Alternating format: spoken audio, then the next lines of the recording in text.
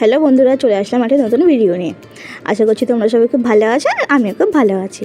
তো এখন প্রায় বাজে 5:45 মতো, আর এখন আমি এখান থেকে যাবো হচ্ছে বিডি কলেজে আমার বাড়িতে। আর ওখান থেকে যাবো আমার ছোটো মাসির বাড়িতে, কারণ ওখানে কালী পুজো আছে। বাইরে যা গরম পড়েছে, বাইরে বেরোতে ইচ্ছা করছে না, কিন্তু কী করবো, রেডি হওয়া যাক। চলো ভিডিওটা শুরু করা যাক। তো ফাইনালি আজকে আমি এই ব্যাগটা নেবো। এই ব্যাগটা আমি আগেও একবারই ইউজ করিনি, এটাই বড় কাছে দিয়ে কিনেছিলাম। এই ব্যাগটা আজকে ইউজ করবো। আর দেখা যাক কী জামা পরা যাক, কারণ শাড়িও পরতে পারবো না। চলো, আমার আলমারির অবস্থাটা খালি দেখো বন্ধুরা, কবে যে আমি লাস্ট গুছিয়েছিলাম আমার মনেও নেই। আলমারিটা গোছাতে হবে একবার। আর এতগুলো যে শাড়ি দেখলে না, শাড়ির মধ্যে আমার একটা শাড়িও ঠিক ভালো লাগে না, কারণ এর মধ্যে আমি একটা দুটো শাড়ি নিজের ইচ্ছে মতো কিনেছিলাম, আর বাকিগুলো সব বিয়েতে পাওয়া। ওই জন্য আমার একটাও পরতে ইচ্ছা করে না, তো এর মধ্যে থেকে একটা জামা বার করে আমি পরে নেবো। তো ফাইনালি আমি এই জামাটা বললাম, এই জামাটা আমি মেশো থেকে কিনেছিলাম। জামাটা কেমন লাগছে আমাকে বলো। তো এই জামাটা আমি পরার মধ্যে কিছু পাইও নি আগে, তো আজকে হলো জামাটা পরে নিই। তো জামাটা পরে তো আমার তো বেশ ভালো লাগছে। আর ছেলেকে আমি এখানে টিভি চালিয়ে দিয়েছি, কারণ ওকে টিভি চালিয়ে আমাকে রেডি হতে হবে, নাহলে আমাকে রেডি হতে দেবে না। তো ও আসলে এবার আমরা বেরিয়ে পড়ো, আমাকেও বললো তুমি রেডি হয়ে নাও, আমরা আসলে বেরিয়ে পড়বো। তো আমি এখানে মেকআপ আমার কমপ্লিট করে নিয়েছি। এখন চুলটা আমি বাঁধবো, কারণ চুল না বাঁধলে তো হবে না, বাইরে এতটাই গরম, কারণ চুল না বাঁধলে আমি মরে যাবো, আমি জানি। এত গরম পড়েছে বাবা, হঠাৎ করে কি বলবো, আর মানুষের শরীরটা খারাপ হওয়ার মতো গরম পড়েছে। তো এবারে আমি ছেলেকে রেডি করি, আমরা বেরিয়ে পড়বো। তো ফাইনালি ছেলেকে রেডি করে আমি বেরিয়ে পড়েছি। আর ও যাবে বাইকে তেল ভরতে, তাই আমি এখন ওর সাথে যাচ্ছি না, আমি যাবো অটো করে। আর ও বাইকটাকে ঠেলে নিয়ে যাবে। কতবার বলেছে বাইকে তেলটা ভরে রাখতে, কিন্তু ভরে রাখবে না। আর এখন ওকে বাইকটা ঠেলে নিয়ে যেতে হবে। তো আমি এখন ছেলেকে নিয়ে চলে যাচ্ছি আমার শাশুড়ির কাছে। ওখানে আমার ননদ আছে, ওখানে একটু ছেলেকে সবাই আদর খাদর করবে। আজকেই আমরা চলে আসবো, তাও জানো তো নাতি বলে কথা। তো ওখান থেকে আদর করে বেরিয়ে গেছিলাম। তো ফাইনালি আমি এখানে চলে এসেছি, আর ওর সাথে আমার দেখা হয়ে গেছে, তেল ভরা হয়ে গেছে। এবার আমরা বেরোবো। তো এটা হচ্ছে আমাদের বাড়ির এখানটা। আমি রাস্তায় কোনো ভিডিও নিতে পারিনি, কারণ ছেলেকে আমাকে ধরতে হয়। তো আমি বাপের বাড়িতে চলে এসেছিলাম। এখান থেকে আমরা এখন যাচ্ছি ফুল কিনতে, মালা কিনতে, মিষ্টি কিনতে, কারণ কালী পুজো একটু ফুল না মাল দিলে হয়। তো এখান থেকে আমরা চলে গেছিলাম গঙ্গানগরে। গঙ্গানগরে ওখান থেকে 108টা জবার মালা নিলাম, আর একটা আকন্দ ফুলের মালা নিলাম। আর আমাদের ওখান থেকে মিষ্টি কিনে তারপরে আমরা ছোটো মাসির বাড়ি যাব।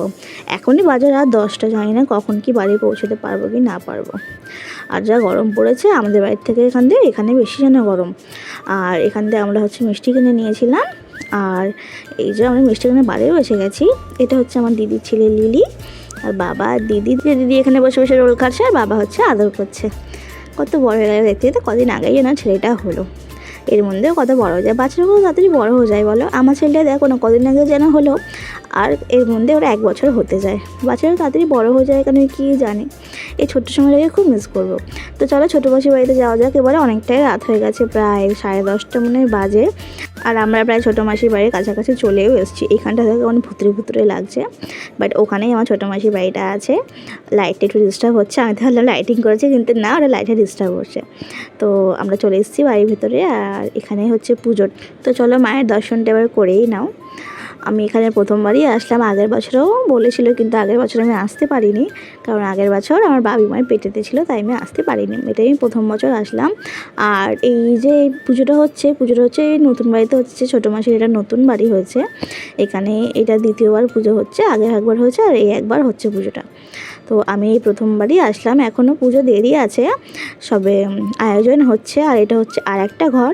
আমি এই ঘরটাতে চলে আসলাম, ছেলেকে নিয়ে একটু ঢং করছিলাম। এই আর কি করবো বলো, ছেলেটা আমার খুব কষ্ট পাচ্ছে গরমে, আর আমার মুখ দেখো পুরো ঘেমে স্নান হয়ে গেছে আমি। তো গোছানোটা মোটামুটি প্রায় কমপ্লিটই আছে, হয়তো কিছুক্ষণ পরেই পুজোটা স্টার্ট হবে, কিন্তু আমি তো অতক্ষণ থাকতে পারবো না, কারণ আমাকে আবার বাড়িও ফিরতে হবে, অতটা রাস্তা। সেইখান থেকে বেলেঘাটা অনেকটাই রাস্তা, আর বেশি রাত করে ফিরলে, কারণ আমরা আছি ঠিক আছে, কিন্তু ছেলেটাও তো আছে না, ও ছোটো, ওর খাওয়ানোর ব্যাপার আছে, ঘুমানোর ব্যাপার আছে। তো আমরা একটু পরে এখান থেকে বেরিয়ে যাব, পুজোটা আমাদের আর দেখা হবে না। তো ফাইনালি আমি এখানে খেতে বসে পড়লাম, আর খাওয়াতে ছিল হচ্ছে পোলাও, বেগুনি আর আলুর দম। আর দেখেছি কতটা পোলাও পড়ে গেছে পোলাও দিতে। আর এখানে হচ্ছে আমাকে আলুর দমও দিয়ে দিল। খাওয়াটা বেশ ভালো হয়েছিলো। আর এই খাওয়াটা আমার ভাই করেছিল, মানে আমার ছোটো মাসির ছেলে করেছিল। ও সব রান্না পারে, যাই হোক। আর এটা হচ্ছে মানে ওদেরই ফ্যামিলির একটা মেম্বার, ছোট্ট, মানে আমার ছেলের থেকেও ছোটো। তাই আমি দেখলাম যে আমি ওকে নিলে আমার ছেলের রিয়াকশানটা কী হয়, কিন্তু ওর কোনো তেমন কোনো রিয়াকশানই নেই, ও চুপচাপ ওখানে বসে বসে মামা করে দোল খাচ্ছে। তো যাই হোক, এবার হচ্ছে আমরা এখান থেকে বেরিয়ে যাবো, অনেকটাই রাত হয়ে গেছে।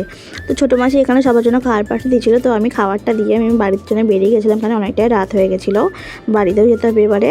এবার চলো বাড়ি যাওয়া যাক। তো ফাইনালি আমি বাড়ি চলে এসেছি এখন, আর এখন বাজে দেখেছি 1:45, অনেকটাই রাত হয়ে গেছে। তো বন্ধুরা, আজকের ব্লগটা এই অবধি ছিল। যদি আমার ভিডিও তোমাদের ভালো লাগে তো আমাকে অবশ্যই লাইক করো।